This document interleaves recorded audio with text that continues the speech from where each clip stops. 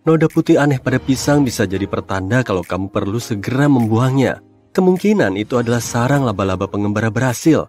Serangga ini juga dikenal sebagai laba-laba paling berbahaya di seluruh dunia. Satu gigitannya aja bisa menghambat sistem saraf manusia, menyebabkan mual dan mata kunang-kunang. Laba-laba ini paling sering ditemukan di Amerika Selatan. Tapi karena suka ngumpet, laba-laba pengembara berhasil bisa aja masuk ke wadah pengemas pisang, lalu piknik gratis ke berbagai tempat. Mereka suka nyelip di dalam wadah makanan. Bahkan dalam satu kejadian, pernah ada induk laba-laba yang ngeboyong semua anaknya. Ih. Kamu pernah makan makanan kaleng kan? Mungkin kamu juga pernah nemu belatung di dalamnya. Hewan ini bisa ditemukan di berbagai jenis makanan, seperti tomat dan jamur kalengan. Belatung suka banget sama kedua jenis makanan ini. Bahkan, 20 belatung dalam 100 gram jamur yang ditiriskan masih dianggap wajar. Tapi nggak ada yang bisa kita lakuin selain terima aja. Sejumlah benda nyeremin pada makanan bisa aja disetujui badan FDA di Amerika Serikat. Meski terdengar aneh, FDA ngebolehin 30-an bagian serangga pada satu batang coklat. Gak cuma itu aja, mereka juga ngebolehin adanya bulu hewan pengerat dalam selai kacang.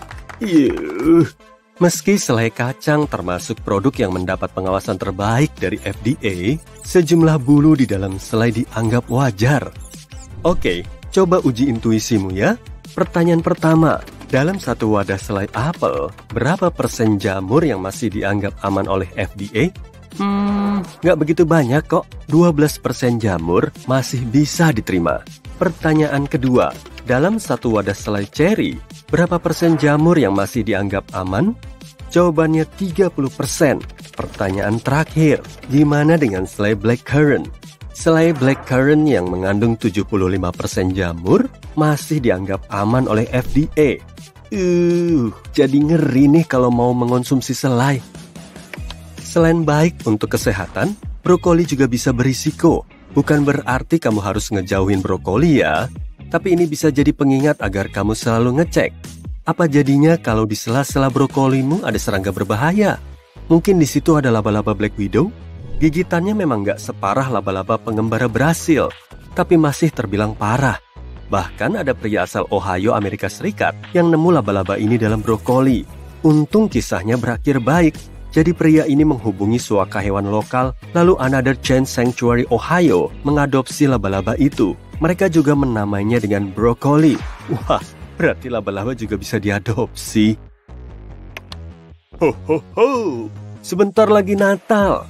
Kalau kamu mau pakai pohon Natal asli sebagai hiasan, sebaiknya cek baik-baik tiap bagiannya.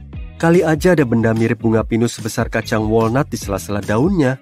Bisa jadi itu adalah rumah serangga. Di dalam kantong telur ini ada ratusan belalang sembah kecil yang siap menetas. Bisa ngeri banget kan kalau kantong telur ini sampai masuk ke rumahmu? Jadi sebaiknya cek baik-baik pohon Natalmu biar rumahmu nggak kemasukan hewan asing. Karena nggak mau ambil risiko, akhirnya kamu milih pohon Natal tiruan. Bagus dong, jenis pohon ini 3 kali lebih sulit terbakar daripada pohon Natal asli. Tapi nggak sepenuhnya aman, apapun jenis pohonnya, kamu harus tetap berhati-hati. Jangan taruh pohon Natal tiruan di dekat sumber panas. Jadi sebaiknya pilih model pohon Natal yang tahan api. Berikutnya, para penderita rabun jauh harus ekstra hati-hati dengan ini. Kalau kamu pernah ngelihat benda mirip Oreo atau koin jadul dengan bentuk rumit, sebaiknya pakai kacamata dulu sebelum menyentuhnya. Kemungkinan besar itu adalah laba-laba. Laba-laba lagi. Ada yang namanya laba-laba jam pasir Cina, meski bentuknya lebih mirip kayak Oreo. Serangga ini hidup di Asia Tenggara, Meksiko, dan Guatemala. Mereka bisa tahan terhadap dingin dan ditemukan di sebagian wilayah Amerika Serikat atau Kanada. Laba-laba ini terkenal suka masang jebakan. Jadi, mereka bikin liang untuk umpet.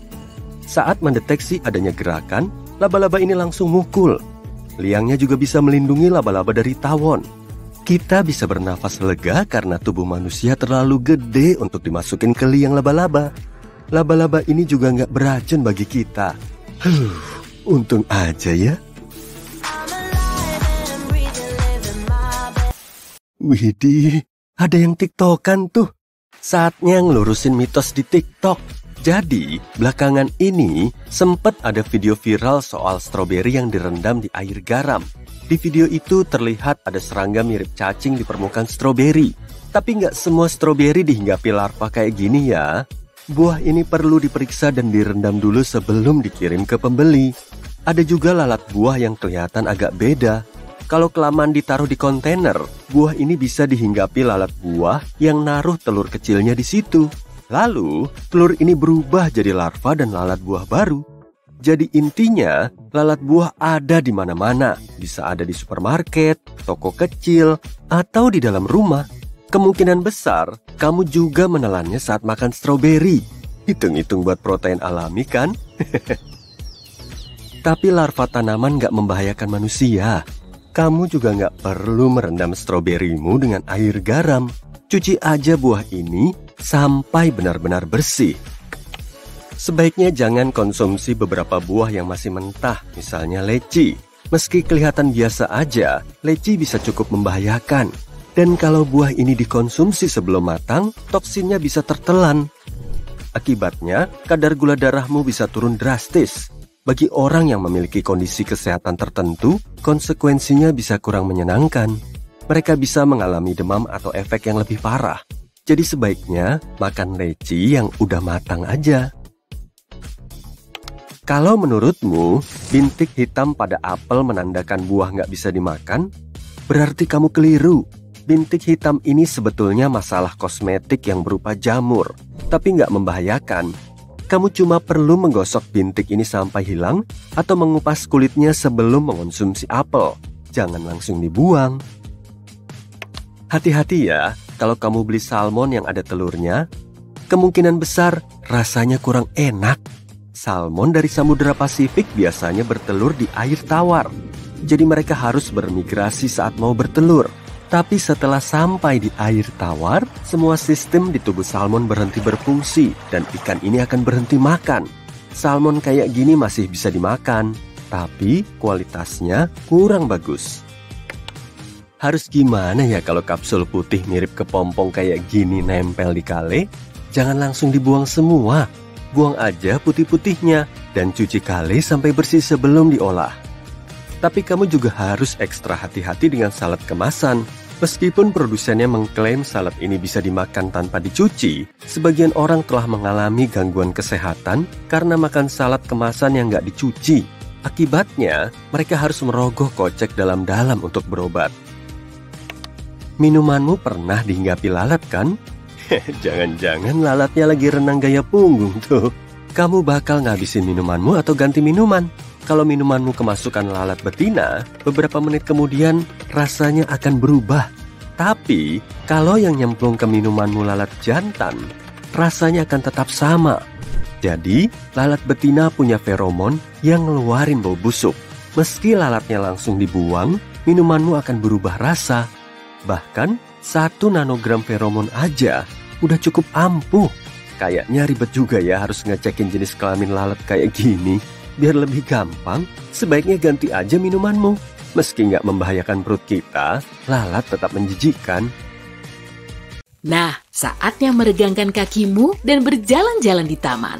Matahari bersinar dan kamu menikmati cuaca serta kehidupanmu. Saat itulah kamu melihat awan vertikal yang membesar dengan cepat. Awalnya berwarna putih terang, mendekat dengan sangat cepat, berubah menjadi padat dan gelap. Langit menjadi gelap, terpaan angin menghembus topimu sehingga terlepas dari kepala. Lalu, rambutmu mulai berdiri.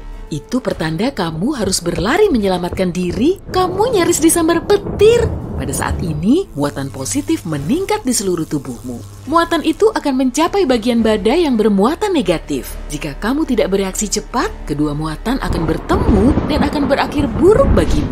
Jika tidak ada tempat bersembunyi, jongkok dan buatlah dirimu lebih kecil dari benda-benda di sekitar. Jangan berbaring di tanah, kemungkinan tanahnya basah sehingga bisa menghantarkan listrik dengan baik. Ada juga tanda-tanda lain yang mengisyaratkan bahaya saat badai petir. Telapak tanganmu mungkin mulai berkeringat, kamu mungkin mendengar bunyi berderak, mendengung, atau bergetar aneh yang berasal dari benda-benda logam di dekatmu. Kulitmu bisa mulai terasa gatal, mungkin ada rasa logam aneh dalam mulutmu. Jika memang kamu tidak sedang mengunyah aluminium foil, waspadalah. Ditambah, kemungkinan kamu mencium bau klorin. Itu ozon, muatan listrik memecah molekul nitrogen dan oksigen, yaitu gas utama penyusun atmosfer menjadi atom-atom yang terpisah. Ketika atom-atom itu menyatu lagi, sebagian menghasilkan molekul yang terdiri dari 3 atom oksigen. Itulah ozon. Kamu bisa mencium baunya selama badai petir sebab hembusan angin turut membawanya dari ketinggian mencapai ketinggian hidungmu. Kamu bisa memperkirakan seberapa dekat sebuah badai petir dengan mengukur waktu antara kilat terlihat dan petir terdengar. Setiap 5 detiknya berarti berjarak sekitar 1,5 kilometer. Langit di atas kepalamu menjadi gelap dan berubah warna menjadi hijau tak menyenangkan. Sesuatu menghantam pipimu. Aduh, sakit. Kamu memungut benda yang menghantammu. Hujan es raksasa. Tapi di luar udara tidak begitu dingin dan juga tidak hujan. Kamu sadar sekelilingmu terasa sangat diam, sangat tenang. Rasanya tidak ada angin. Ini membuatmu berpikir tentang suasana tenang sebelum badai. Dan memang, kamu segera mendengar bunyi. Bunyi itu mendekat dengan cepat dan berubah menjadi deru seolah kereta barang sedang mendekatimu. Hanya saja, itu bukan kereta. Itu adalah tornado. Dan kamu hampir tidak punya waktu untuk melarikan diri. Corong tornado tidak terlihat di balik kumpulan puing-puing beterbangan. Tetapi kamu tidak mungkin keliru membedakan terowongan udara berputar ini dari benda lain.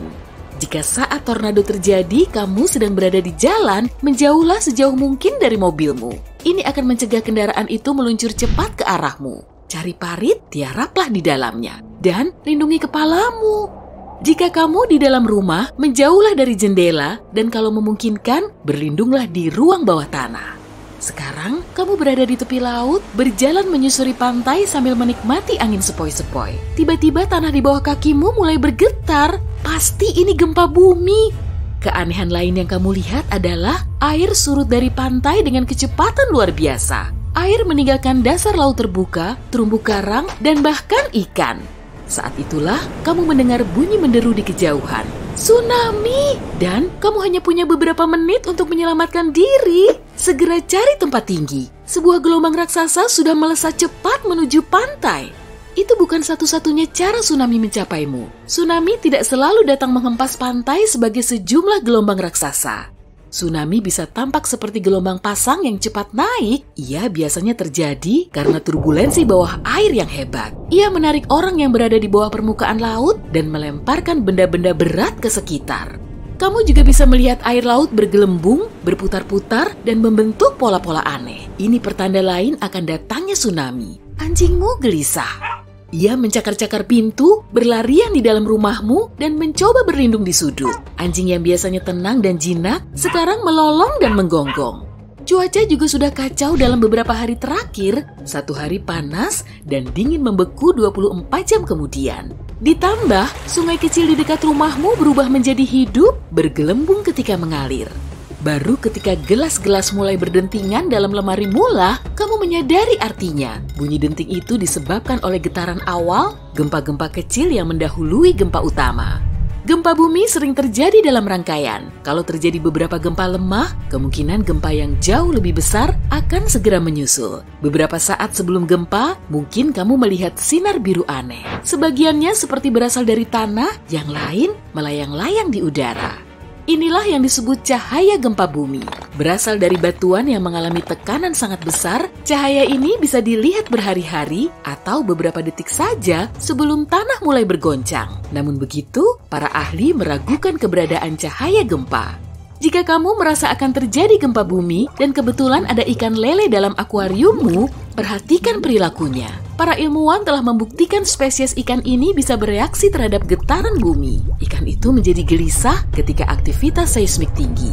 Sebagian serangga dapat merasakan akan datangnya badai. Mereka mempersiapkan diri untuk menghadapi bencana alam dengan menghentikan gerakan apapun. Karena itu, jika kamu melihat banyak serangga di sekitarmu tampak mengantuk, carilah tempat berlindung. Adapun lebah, mereka bisa meramalkan hujan badai lebat. Mereka mulai bekerja lebih giat sehari sebelum mulai hujan. Gelombang laut persegi muncul ketika dua pola gelombang yang berbeda saling bertabrakan. Fenomena ini sepertinya luar biasa, tetapi hanya kalau dilihat dari pantai. Jangan sampai kamu punya pikiran ingin masuk ke laut untuk bermain dalam gelombang semacam itu ya. Di tempat itu ada arus silang di bawah air yang bisa dengan mudah menyeret perenang andal sekalipun.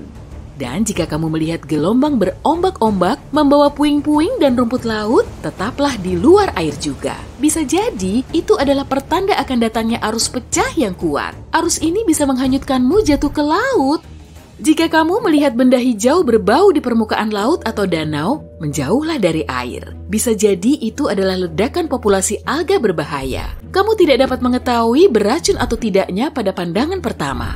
Itu sebabnya lebih baik menghindar sama sekali. 3-4 hari sebelum datangnya siklon tropis, permukaan laut atau samudra bisa naik sampai setinggi 2 meter. Gelombang menghempas pantai setiap 9 detik, semakin dekat siklon tropis, semakin cepat ombak memecah pantai. Ketinggian laut juga bisa meningkat lagi sampai 5 meter. Langit bertabur awan-awan lembut tipis, sekitar 36 jam sebelum siklon tropis mencapai pantai, tekanan atmosfer mulai turun. Setelah itu, angin bertiup lebih kencang. Awan tipis seperti rambut muncul di langit. 18 jam sebelum siklon tropis sampai di pantai, langit terbuka dan mulai turun hujan. Air hujan seringnya membanjiri area yang letaknya rendah sampai ketinggian 4,5 meter. 12 jam menjelang siklon tropis, angin kencang mulai membawa puing-puing yang lepas. 6 jam sebelum datangnya, kecepatan angin sudah mencapai 145 km per jam. Ini cukup kuat untuk mematahkan, bahkan mencabut pepohonan, menerbangkan puing-puing besar di sekitar, dan membalikan mobil. Omong-omong, misalkan kamu sedang berlayar dan beberapa hiu mengitari perahumu. Awasi mereka. Jika ikan-ikan predator itu tiba-tiba meninggalkanmu sendiri dan pergi menuju ke perairan dalam, itu bisa berarti siklon tropis sedang mendekat. Kembalilah ke darat secepat mungkin dan peringatkan orang lain. Jika selama hujan deras kamu mendengar bunyi menderu, mungkin itu banjir bandang yang sedang bergerak ke arahmu. Jika saat itu kamu berada di dekat sungai, mungkin akan terlihat puing-puing hanyut terbawa aliran air. Warna air bisa berubah menjadi keruh serta gelap. Tanda-tanda ini seharusnya menyalakan bel peringatan dalam otakmu. Jika nalurimu benar, kamu tidak boleh buang-buang waktu lagi. Cobalah menjauh dari tempat itu secepat mungkin. Banjir bandang seringnya mematikan. Jika kamu sedang berada di alam liar, perhatikan air di anak sungai dan sungai. Jika airnya berkurang atau bertambah dengan cepat, bisa jadi ini adalah tanda akan terjadinya tanah longsor. Dan kalau kamu melihat airnya berubah menjadi lumpur, jangan tunggu bukti lebih banyak. Segeralah menyingkir dari tempat itu. Gurun pasir yang panas dan tak berujung awalnya tampak tak ada kehidupan. Namun di antara pasir-pasir ini, kamu bisa bertemu dengan makhluk-makhluk yang berbahaya dan terkadang menyeramkan. Beberapa di antaranya hanya dapat menyebabkan masalah kesehatan, tapi ada juga yang tidak akan bisa kamu lupakan selamanya. Yuk kita kenali mereka, mulai dari yang berbahaya dan diakhiri dengan mimpi buruk yang nyata. Jadi kamu sedang berjalan melintasi gurun pasir dan melihat boneka beruang besar dengan tangan terbuka. Kamu tahu mungkin itu Fata Morgana, tapi kamu tetap mendekat. Kamu benar, itu bukan mainan tapi kaktus raksasa. Ada yang aneh dengan kaktus itu, berkat bulu-bulu yang aneh, dahan-dahannya menyerupai lengan boneka beruang. Namun itu bukan bulu, melainkan ribuan duri tipis. Dan itulah alasan kenapa kamu tidak boleh mendekat. Kaktus ini disebut kaktus lompat atau kaktus beruang, tumbuh di daerah gurun Arizona dan di bagian utara Meksiko. Jangan khawatir, kaktus ini tidak akan menyerangmu, tapi akan menempel di kulit atau pakaianmu kalau kamu menyentuhnya.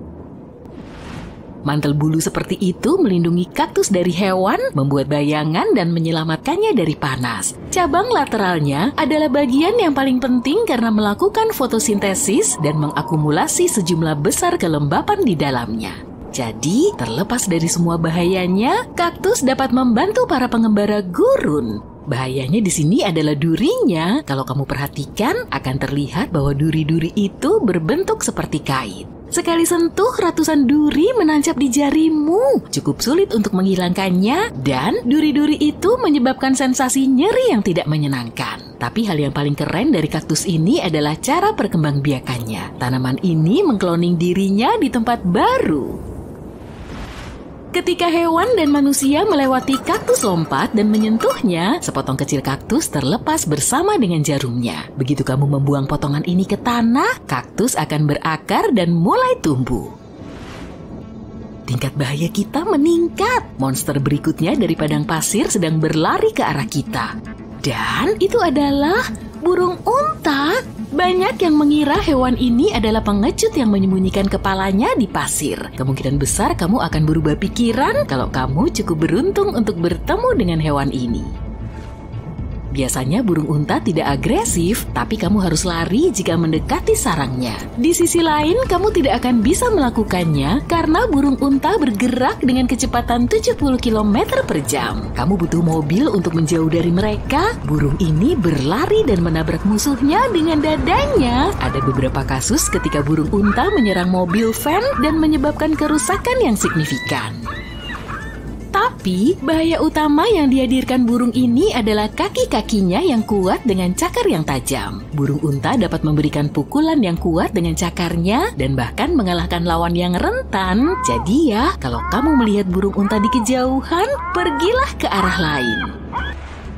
Kadal kecil berbintik-bintik ini hidup di bawah tanah hampir sepanjang waktu di gurun pasir gersang di barat daya Amerika Serikat dan barat laut Meksiko. Kadang-kadang, kadal ini keluar untuk mencari makan siang. Kadal ini terlihat lucu, namun sebenarnya dia adalah monster gila yang berbahaya. Kulitnya yang tebal melindungi reptil ini dari elang, anjing hutan, dan predator lainnya. Tapi, perlindungan utamanya adalah racunnya.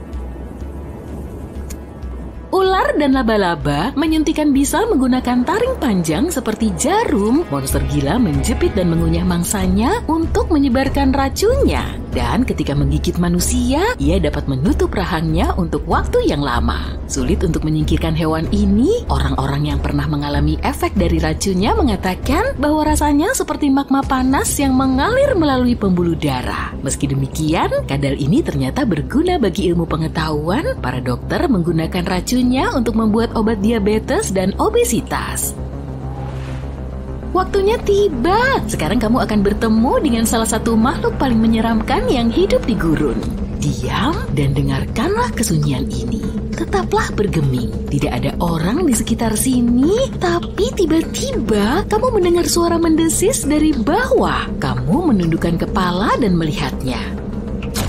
Laba-laba kuning besar seukuran telapak tangan manusia dengan rahang yang kuat dan kaki yang panjang bersembunyi di bayangan tubuhmu. Merasa ngeri, kamu melarikan diri dari monster ini, tapi monster ini mengejarmu. Memang tidak mudah untuk melakukannya dalam situasi ini, tapi cobalah untuk tenang. Makhluk ini tidak tertarik denganmu. Dia hanya ingin bayanganmu untuk bersembunyi dari teriknya matahari. Bagaimanapun lebih baik tidak menyentuhnya. Rahang yang kuat dari laba-laba unta dapat menyebabkan sensasi yang tidak menyenangkan, minimalnya begitu. Dan asal tahu aja nih, makhluk ini sebenarnya bukan laba-laba. Memang dia termasuk dalam kelas arachnida, tapi merupakan spesies yang berbeda, yaitu solpugid. Ia suka menggigit. Laba-laba ini tidak kenal takut dan cukup agresif. Hewan ini memangsa serangga, kadal, hewan pengerat, dan burung-burung kecil. Laba-laba ini juga dapat bergerak dengan kecepatan 16 km per jam. Untuk ukurannya yang kecil, ini sangat cepat loh. Kamu harus menjadi seorang atlet profesional untuk bisa kabur darinya.